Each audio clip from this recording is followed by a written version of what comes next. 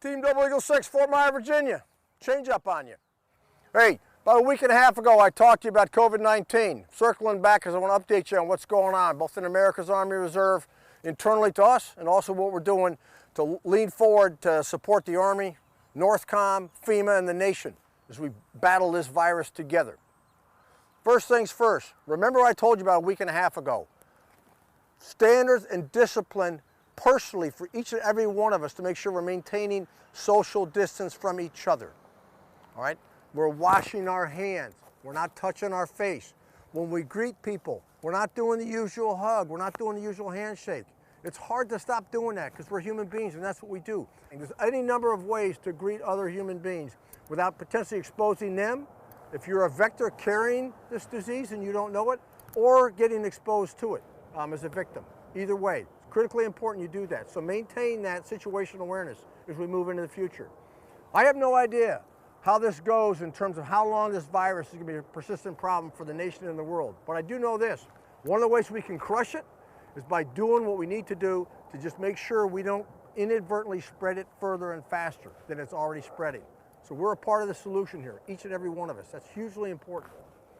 All right, second thing, battle assembly. So about a week and a half ago, remember I said, hey, we're suspending battle assembly across America's Army Reserve. We did that for two critical reasons. Number one, to stop travel. Because a lot of folks travel long distances to do battle assembly, whether they drive, some fly. We do IDT travel. We let folks go across time zones and everything else, which is great. The problem is traveling is one way we spread and get exposed to the virus. So we said stop travel, number one. Number two, even if you don't travel far, you're still congregating. So part of what I want to do is make sure we aren't bringing units together for collective training opportunities like battle assembly, unless there's a really critical mission that forces us to have to do that. Because every time we get together in larger numbers, the likelihood of contagion, of spreading this virus, goes up and goes up significantly. So a lot of folks, for reasons which I completely understand and anticipated, were concerned that without battle assembly, they wouldn't get paid. Okay, that's not going to happen. Here's what's going to happen. We're going to virtual battle assemblies. We call them soldier assemblies, and the focus is on you. Continue to develop as a soldier. So from a readiness perspective, a resilience perspective, from a professional progression perspective, you just keep moving. So as a member of RFX, part of what you got to do is you got to maintain your own PT regimen. Stay physically fit, continue to develop.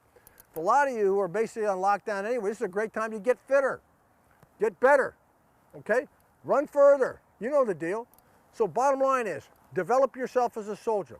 Individual soldier readiness from a proficiency perspective, schooling, online schooling, doing online stuff. You do that. I've told the chain of command between me and every soldier in America's Army Reserve, I'm expecting them to make sure that you are getting paid for the work you're doing. Now, if you think about a battle assembly, okay, you think about a MUTA 4, a weekend, okay, what is that really? That's really a 4-hour period, another 4-hour period, another 4-hour period, another 4-hour period. So what is that? 16 hours, okay? I'm guessing most of you are putting in 16 hours of work every month, getting after your readiness, developing yourself as a soldier, all right? And while we're going through this period together as a nation, I want to make sure, I'm continuing to make sure you get paid for the work you're doing for yourself and for the nation. It is critically important that you, at the end of the day, understand that you as a member of this team are getting the strength, the support and stability from America's Army Reserve that we owe you, okay? You owe us, all of us, okay, each of us, we owe each other a sense of mutual commitment and respect and all those things we've talked about for the last 3.5 years. So look at it this way. The Army Reserve, America's Army Reserve, is not a source of stress for you in your life or for your family. It's a source of security. It's a source of strength. Right? It's a source of stability. That's hugely important. All right, last thing. Right now, as I stand here at Fort Myers, Virginia, there's a lot of awesome stuff going on by America's Army Reserve because we are already in this fight against this virus.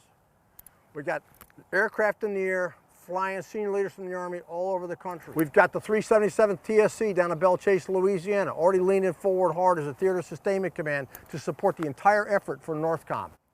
We've got the 4th ESC down in Texas at Fort Sam, supporting indirectly our North and the 377th TSC. the 505th MI Brigade, the 76th Operational Response Command out of Salt Lake City, already flying out a leadership node to the Pacific Northwest to make sure we got a good team out there coordinating all kinds of activities in support of the Army and NORTHCOM.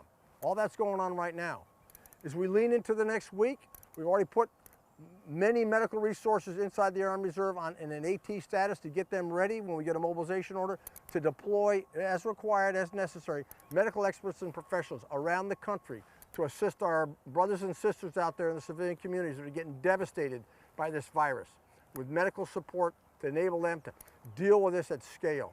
So it's hugely important contributions that this team is already making. I just want you to know that because I want you to know this team right now is getting after this, and you're a part of this team. So develop, sustain that individual soldier readiness, get yourself ready, because I don't know what we're going to be asked to do next, and I need you to be ready to go when I need you. But until then, I want you to, if you develop yourself, I want you to continue to get paid. I don't want you to get infected, and I want you to know that at the end of the day, this team is supporting you and your family. You keep pounding. I'll see you soon.